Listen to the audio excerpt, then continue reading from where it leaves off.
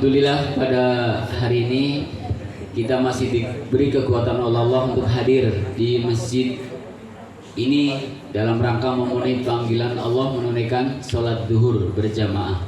Mudah-mudahan apa yang kita lakukan senantiasa akan menjadi hujah kelak di hadapan Allah Subhanahu wa Ta'ala dalam rangka kita menghadapi persidangan yang akan digelar kelak di yaumul akhir. Dan salah satu hujah kita adalah saat ini kita melaksanakan sholat duhur berjamaah. Bapak-bapak, adik-adik, anak-anak sekalian, ada sebuah kisah yang penuh hikmah. Ada Musa kembar. Kalau ada Nabi Musa, ada Musa kembar.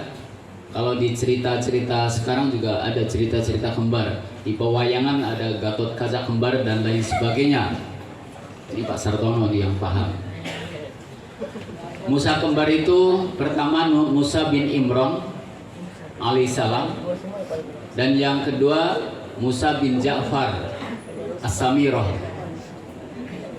Yang pertama Musa bin Imran itu terlahir saat Fir'aun mengumumkan bahwa seluruh anak laki-laki, bayi laki-laki yang terlahir saat itu harus dihabisi, dibunuh. Maka Allah selamatkan satu orang bernama Musa bin Imran dengan cara dilarung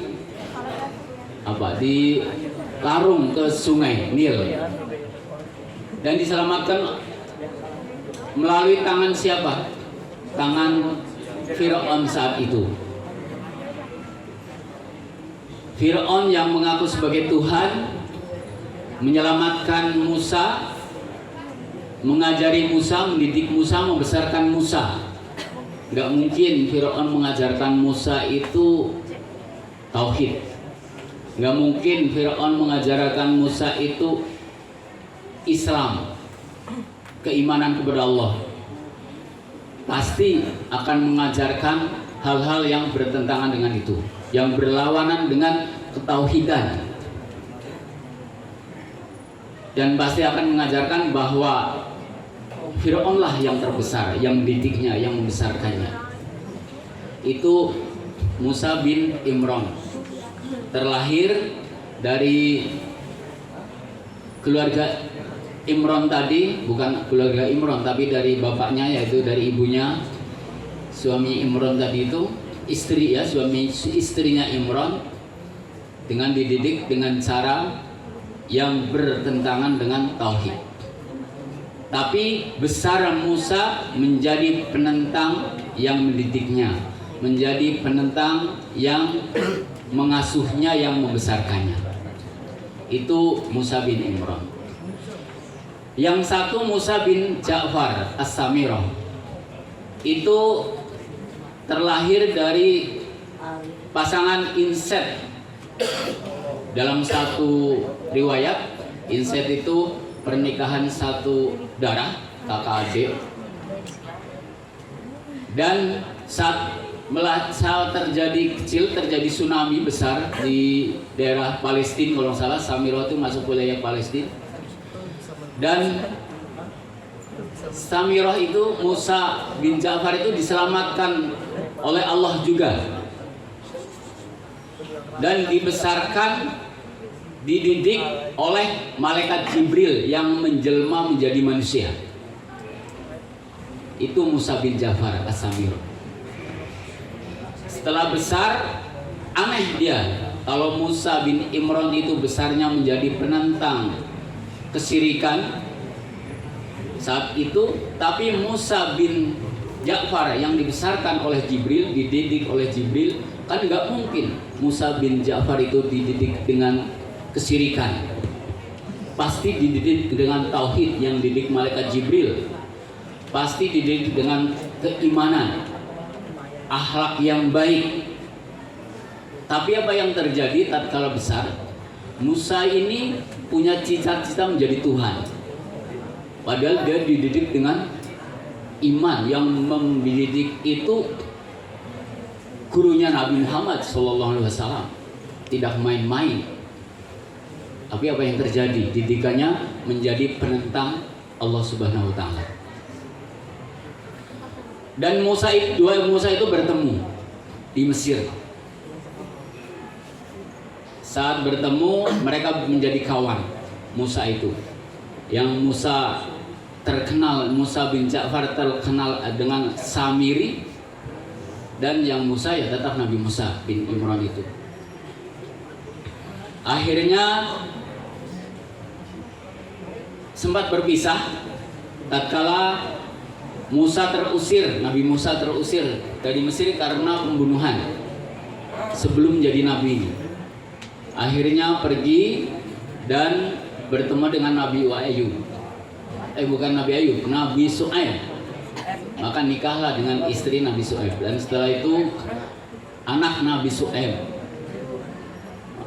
Dia bertemu dengan Nabi Shu'aib dan dinikahkan dengan anak Nabi Shu'aib, dikasih mendapatkan hadiah dari Nabi Shu'aib. Di samping anaknya dapat tongkat wasiat dari Nabi Shu'aib.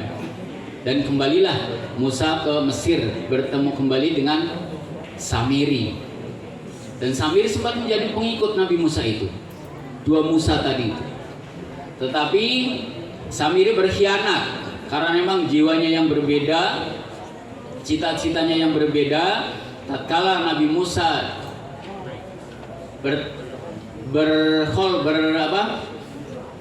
menyendiri di Bukit Tursina, berkholwat di Bukit Tursina selama 40 hari itu,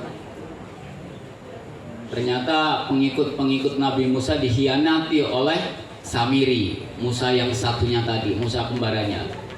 Dikelabuhi dengan cara Nabi Samiri itu membuat patung dari emas. Patungnya itu karena Samiri didikannya Jibril tadi itu punya bekal dari Jibril.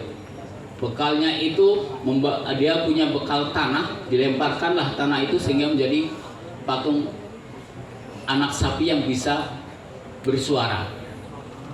Maka berbalik pengikutnya Nabi Musa saat itu menyembah kepada patung anak sapi tadi yang terbuat dari emas, sehingga mereka jadilah pengikut Samiri. Nah, ada kisah yang menarik tadi. Kisah yang menarik tadi itu dua yang kontroversi. Jadi untuk anak-anak sekalian, bapak-bapak, kita punya anak didik, semuanya dididik dengan baik, dididik dengan tauhid, dengan keimanan, keislaman, dimasukkan sekolah terbaik keislamannya. Itu akan terkalahkan oleh takdir Allah.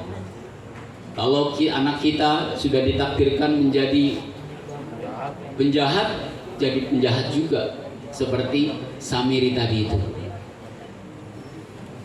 Tapi sebaliknya, ada anak yang dididik di sekolah yang akidahnya nggak ada, bahkan bertentangan, bahkan dididik dengan cara agama yang lain, bertentangan dengan Islam, terus sampai besar. Tapi kalau karena sudah ditakdirkan Allah menjadi anak yang baik, maka dia menjadi pengemban dakwah yang baik. Banyak terjadi seperti itu. Jadi kita, anak-anak sekalian, manusia kita, kalau kalian nanti punya anak, tugas kita berusaha, berikhtiar. Alimu auladakum fa innahum mahlukum di zamanin ghairu zamanikum. Didiklah anak-anak kalian, karena anak-anak kalian itu akan terlahir berbeda dengan zaman kalian saat ini. Kita persiapkan anak-anak kita dengan sebaiknya, terutamanya persiapkan iman kita, iman dan mental anak kita. Karena dengan mempersiapkan iman dan mental yang baik, insya Allah ikhtiar kita sudah maksimal. Hasilnya ya terserahkan kepada Allah Subhanahu wa taala. Karena kita tidak tahu apa yang akan terjadi, apa yang ditakdirkan Allah kepada anak kita. Tapi ada satu. Kalau Musa bin Imran tadi itu ibunya mendoakan terus siang dan malam mendoakan agar anaknya selamat dan tentunya mendoakan agar anaknya baik. Kalau Musa bin Ja'far tadi itu orang tuanya nggak jelas, tidak pernah mendoakan anaknya atau bahkan mendoakan anaknya jelek. Maka jangan lupa kita sebagai orang tua, bapak-bapak, di samping menitipkan anaknya di sekolahan, jangan cuma nitipin, bantu dengan doa. Doa-doa yang terbaik untuk anak kita yang sedang belajar. Jangan lupa dana operasionalnya, kata Syekh Maulana Boso. Jangan cuma nitip, menentang punya duit, titip, kasih duit, sudah lepas tangan. Ya walau alam nanti ke depan orang gurunya yang sibuk, gurunya yang susah mendidiknya, anaknya dilepaskan begitu saja. Artinya apa? Secara spiritual, secara kejiwaan, ada ikatan yang dalam. Tatkala kita rajin mendoakan anak-anak kita. Ada seorang Sarifah itu seorang ibu yang masih berdarah Nabi. Dia punya anak 5 orang. Umurnya sudah 100 tahun lebih. Setiap malam dia mendoakan anaknya. Satu anak 2 rakaat untuk mendoakan anaknya. 5 anak berarti setiap malam 10 rakaat dia mendoakan anak-anaknya. Dan anak-anaknya ternyata semuanya ahli ilmu, akhlaknya baik, kehidupannya pun tidak susah. Maka itu bisa menjadi contoh buat para orang tua. Di samping menitipkan anak-anaknya ke pesantren, ke sekolahan, jangan mengandalkan karena sekolahnya mahal dijamin anaknya akan baik, belum tentu juga.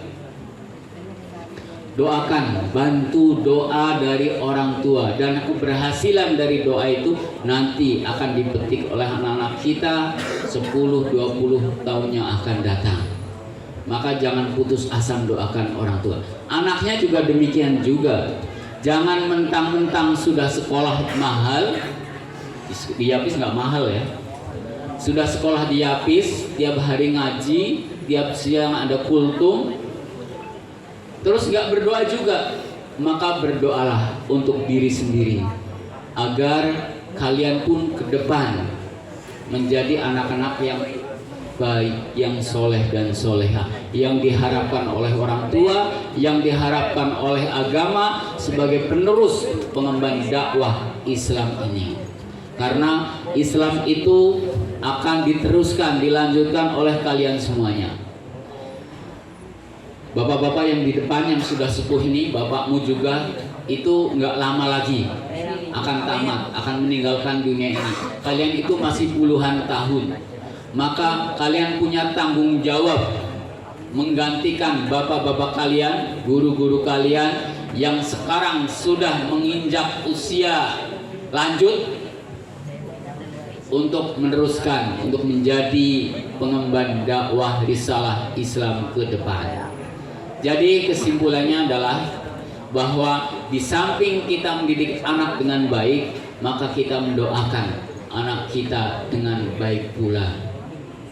Walaupun jangan yakin anak orang kita keturunan orang baik akan menjadi baik, karena Nabi Nuh punya anak Kan'an, nggak mungkin diajari kesyirikan juga, pasti diajarin ketauhidan, tapi akhirnya belaksak juga. Maka kita sebagai manusia biasa jangan lupa untuk senantiasa berdoa. Kalian juga anak-anak nih, walaupun belum nikah, nggak apa-apa, doa Robbi habli minas sholihin. Nanti keturunan kalian akan keluar manusia-manusia yang soleh, yang akan jadi pelanjut dari risalah, pengemban risalah dakwah ini. Kurang lebihnya mohon maaf. Assalamualaikum warahmatullahi wabarakatuh.